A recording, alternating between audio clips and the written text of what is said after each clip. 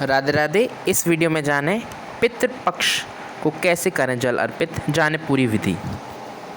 इस वर्ष पितृपक्ष की शुरुआत 7 सितंबर 2025 को हो रही है और विशेष बात यह है कि इसी दिन पूर्ण चंद्र ग्रहण भी है। ऐसी स्थिति में धार्मिक महत्व और भी बढ़ जाता है। शास्त्रों के अनुसार पितृपक्ष में विधि पूर्वक जल अर्पण करने से पितरों की आत्मा को शांति मिलती है।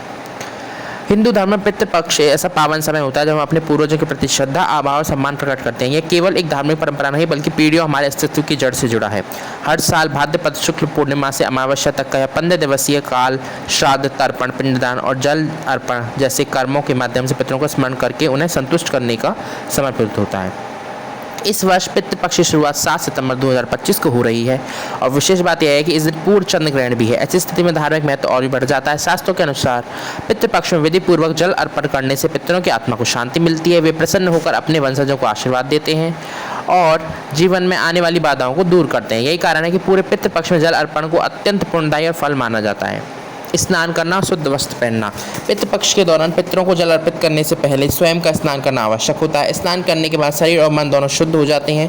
इसके बाद स्वच्छ और साफ वस्त्र पहनकर ही जल अर्पित करने का कार्य करना चाहिए। पूरी प्रक्रिया श्रद्धा और भक्ति के साथ करनी चाहिए ताकि पितरों को उचित सम्मान मिल सके। सूर्य की दिशा में मुख करके जल अर्पित करें। जल अर्पित करते समय अपने चेहरे को पूर्व या उगते सूर्य की दिशा की ओर करके शुभ माना जाता है। जल अर्पित करने से पहले दोनों हाथों को तांबे का लोटा पकड़ें और उसे सिर के ऊपर उठाएं। इसके बाद मंत्र जाप करते हुए धीरे धीरे जल को सूर्य की दिशा में प्रवाहित करें। ऐसा करने से पितरों को अत्यधिक सुख और संतुष्टि मिलती है।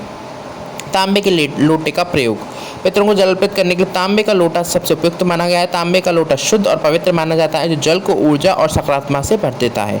जल अर्पित करने के लिए ऐसी जगह चुनें जो शांत और एकांत हो ताकि विधि विधान पूरी श्रद्धा से हो सके। ऐसी जगह हो जहाँ परिवार के लोग बार बार आते जाते ना हो। मंत्र का उच्चारण करें। जल अर्पित करते समय मंत्र जाप अत्यंत आवश्यक होता है। इस प्रक्रिया में ओम पितृभ्यो नमः मंत्र का जाप करना शुभ माना जाता है। साथ ही साथ काले तिल और धूप का महत्व। पितरों को जल अर्पित करते समय काले तिल डालना चाहिए। काले तिल पितृपक्ष अनुकूलता के प्रतीक होते हैं और जल को पवित्रता प्रदान करते हैं। इसके अलावा बात की जाए तो जल में काले तिल डालकर उस तांबे के लोटे के जल अर्पित सिर के ऊपर उठाएं। मंत्र जाप के साथ अर्पित करें और मंत्र का जाप करते ही आपको इस दौरान धूप और दिया भी जलाना आवश्यक होता है। इससे पितरों की नाराजगी दूर होती है, वातावरण पवित्र बना रहता है। ऐसी वीडियोस के लिए हमारे चैनल को सब्सक्राइब कर लें, वीडियो को लाइक कर दें। Thank you so much for watching और इसी विधि से अपने पितरों को जल अर्पित करें। मिलते हैं आपसे ऐसी ही एक इंपॉर्टेंट वीडियो में। Thank you so much for watching. Radhe Radhe. हर हर महादेव। ओम पितृभ्यो नमः। इस मंत्र का जाप अवश्य से करें जब आप अपने पूर्वजों को पानी या फिर उनका कुछ भी जो भी कर रहे हैं। धन्यवाद।